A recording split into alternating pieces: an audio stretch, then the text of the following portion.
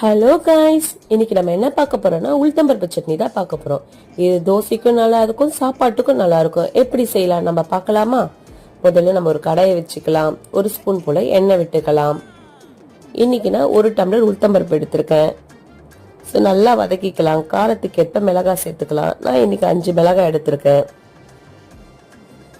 ஒரு 5 பல்லு பூண்டு சேர்த்திருக்கேன். நான் இன்னைக்கு நல்லா அதை வதக்கிடலாம். ஓரளவுக்கு பொன்னிற மாதிரி வர ஸ்டேஜில் நம்ம எந்த டம்ளரில் உளுத்தம்பருப்பு எடுத்தோமோ அதே டம்ளரில் நம்ம தேங்காய் எடுத்துக்கலாம்.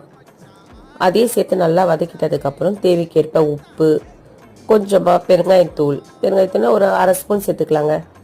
1/2 நெல்லிக்காய் அளவுக்கு புளி எல்லாத்தையும் சேர்த்து நல்லா வதக்கிட்டதுக்கப்புறம் நல்லா ஆற விட்டுட்டு நம்ம அரைச்சி எடுத்துக்கலாம். அரைச்சினா உளுத்தம்பருப்பு சட்னி ரெடி ஆயிடுச்சு. என்னோட ரெசிபி உங்களுக்கு பிடிச்சிருந்தா மறக்காம என்னோட சேனலை சப்ஸ்கிரைப் பண்ணிடுங்க. தேங்க்யூ.